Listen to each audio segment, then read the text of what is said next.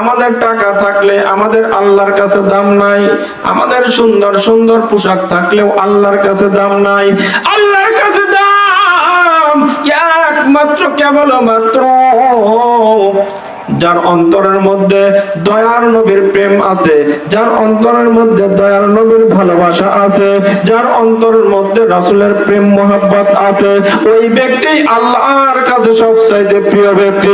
জোরে বলেন মারহাবা।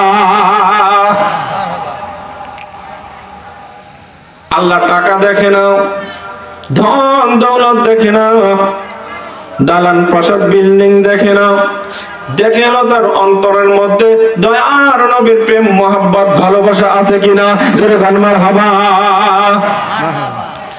এবার আল্লাহর নবী রাহমাতাল লিল আলামিন ডাক দিয়ে বলতেছে, জুলাইবিব তুমি তো অনেক বড় হয়ে গেলে, তোমার বিবাহ শাদী করার দরকার।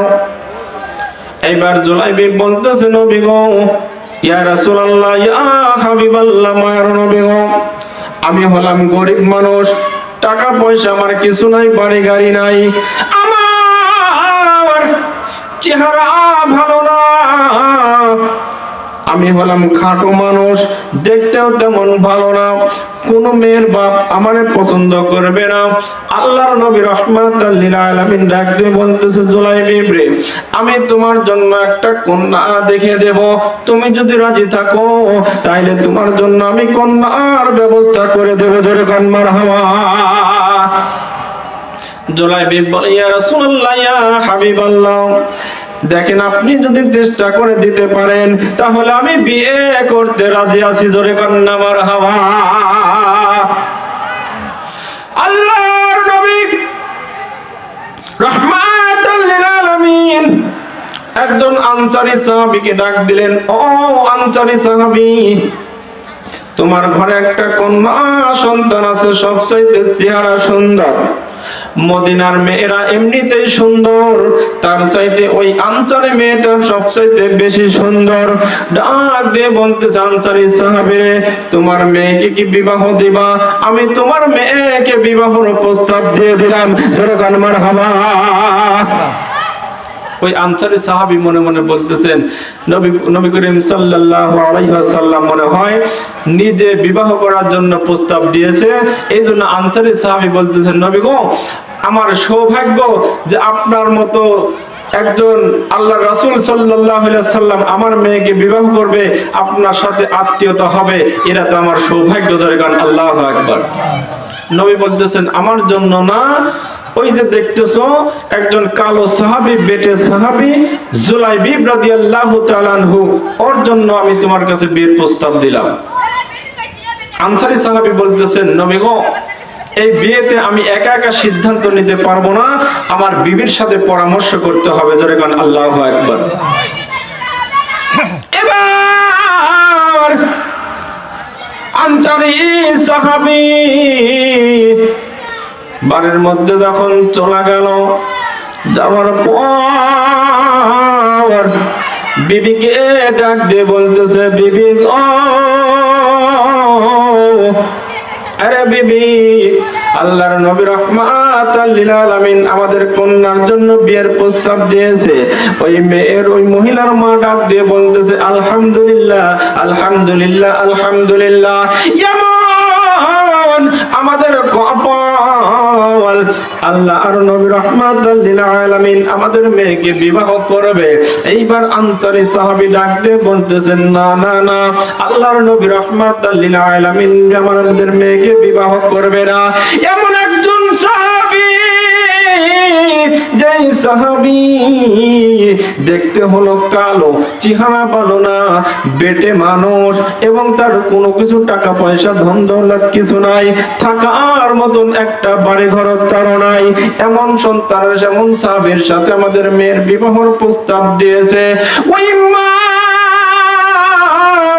ডাক দিয়ে বলে স্বামী গো, না না না, এমন ছেলের সাথে আমার মেয়ের আজকে তুলে দিতে পারবো না, আমার মেয়ের জীবনটা নষ্ট করতে আমি পারবো না। এইবার যখন এইভাবে তারা কথাবার্তা বলতেছেন, ভিতর থেকে মেয়েটা তাদের বাড়ির মধ্যে ঢুকিয়া ডাক দিয়ে বলল, আব্বা, ও মা জননী, তোমরা কি কথাবার্তা বলতেছো একটু আমারে জানা দাও। একটু ভালো করে খেয়াল করবেন, আল্লাহর নবী রাহমাতাল লিল আলামিনকে ভালোবাসার কারণে আল্লাহ পাক রব্বুল আলামিন তাকে কত সম্মান করে দেয়। জোরে কান মারহাবা। আমি জীবনে একবার মদিনায় যাব, বলেন জীবনে একবার মদিনায় যাব, মদিনায় যাব, মদিনায় যাব, আমি নবীজির কদমে চুমু খাবো, আমি নবীজির কদমে সালাম জানাবো, আমি জীবনে একবার মদিনায় যাব, বলেন না, আমি জীবনে একবার মদিনায় যাব, মদিনায় যাব, মদিনায় যাব, আমি নবীজির কদমে সালাম জানাবো, সালাম জানাবো, সালাম জানাবো, আমি নবীজির কদমে সালাম জানাবো। জোরে জোরে বলুন মারহাবা। এবার ওই মা জননী ডাক দিয়ে বলতেছে, মেরে এমন একজন সাহাবীর সাথে তোমার বিবাহ ঠিক করেছে, যে সাহাবীর ঘর নাই, বাড়ি নাই, থাকার কোনো জায়গা নাই, পোশাক আদি তেমন ভালো না, দেখতে কালো চেহারা এবং বেটে মানুষ, কোনো কিছুই তার যোগ্যতা নাই। ওই মেয়ে ডাক দিয়ে বলতেছে, মাগো মা, বিবাহর প্রস্তাবটা কে দিয়েছে একটু আমারে জানা দেন। ওই মা ডাক দিয়ে বলে, মেরে বিবাহর প্রস্তাবটা দিয়েছে হলো আখিরি নবী রাহমাতাল লিল আলামিন। জোরে বলেন মারহাবা। মেয়েটা ডাক দিয়ে বলতেছে, মা গো, ও বাবা, যেই ব্যক্তি আমার বিবাহের প্রস্তাবখানা দিয়েছে, আমার বড় সৌভাগ্য, আমার কপালটা খুলে গেছে। মাগো মা, আমি আর দেরি করতে চাই না, দেরি করতে চাই না, তোমরা রাজি থাকো বা না থাকো, আমি মেয়ে রাজি, তাড়াতাড়ি ডেকে দাও কাজে, আমি হব ওই ছেলের বউ, শুধু বউ হব না, আমার বাকি জীবন ওই ছেলের কদমে আমি কাটা দেব। জোরে জোরে বলুন মারহাবা। আমার বাকি জীবন ওই স্বামীর কদমে আমি পার করে দেব, কারণ আমার বিয়ের ঘটক অন্য কেউ না, স্বয়ং রাহমাতাল লিল আলামিন। জোরে বলুন মারহাবা। এবার বিয়ের দিনটা ধার্য করা হলো। জুলাইবি বড় কষ্টে কিছু মহারণের টাকাটা জোগাড় করলো। জোগাড় করার পর বিয়ে তাদের হয়ে গেল। এবার জুলাইবি রাদিয়াল্লাহু তাআলা আনহু যখন তাদের বাসর ঘরের মধ্যে যখন ঢুকলেন, এবার একটা পুরুষের আর একটা মেয়ের সারা জীবনে একটা কল্পনা জল্পনা থাকে, বিবাহ করার পর বাসর ঘর হলো তাদের সবচাইতে শ্রেষ্ঠ রাত। কথা কোন ঠিক কিনা? ঠিক না? ছেলে একটা মেয়ের সবচাইতে সুখের রাত হলো বাসর রাত।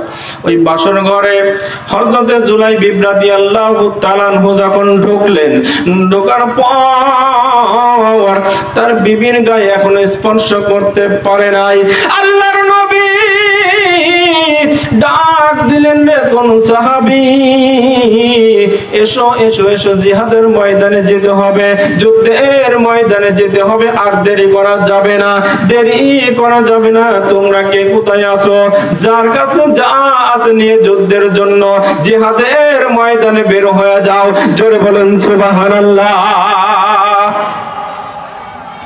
জুলাইবি ডাক দিয়ে বলতেছে, বিবি রে, খবরদার আর আমার কাছে আগায়ও না, কাছে আগায়ও না। আল্লাহর নবী রাহমাতাল লিল আলামিন যুদ্ধের জন্য, জিহাদের ময়দানে যাওয়ার জন্য ডাক দিয়েছে। আমি জুলাইবিব, আর এই বাসর ঘরে থাকা আমার জন্য চলবে না, আমার জন্য এই বাসর ঘরে থাকা চলবে না, আমাকে এখনই বের হয়ে যেতে হবে যুদ্ধের ময়দানে। জোরে জোরে বলুন না মারহাবা।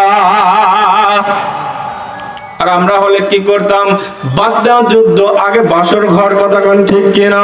সাহাবীদের ভালোবাসা কেমন আকীদা ছিল রে বাজান, একটু গভীর মনোযোগ দিয়ে কথাগুলো শ্রবণ করুন। কালো সাহাবী, বেটে সাহাবী, চেহারা ভালো না, কুশ্রীর দেখতে চেহারা, টাকা নাই, ধন দৌলত কিছু নাই, ঘর বাড়ি নাই, কোনো কিছু নাই। একটা সুন্দরী মেয়েকে বিবাহ দিল, ওই মেয়ের শরীরে স্পর্শ পর্যন্ত করতে পারলো না। আল্লাহর নবী রাহমাতাল লিল আলামিন জিহাদের ময়দানে ডাক দেওয়ার সঙ্গে সঙ্গে জুলাইবিব রাদিয়াল্লাহু তাআলা আনহু আর বিবিকে ডাক দিয়ে বলতেছে, বিবি রে, খবরদার খবরদার আমার কাছে তুমি আসবা না। যদি হায়াতে বেঁচে থাকি দেখা হবে হাশরের ময়দান, যদি হায়াতে বেঁচে থাকি দেখা হবে তোমার সাথে, আর যদি জিহাদের ময়দানে শহীদ হই দেখা হবে তোমার সাথে হাশরের ময়দান।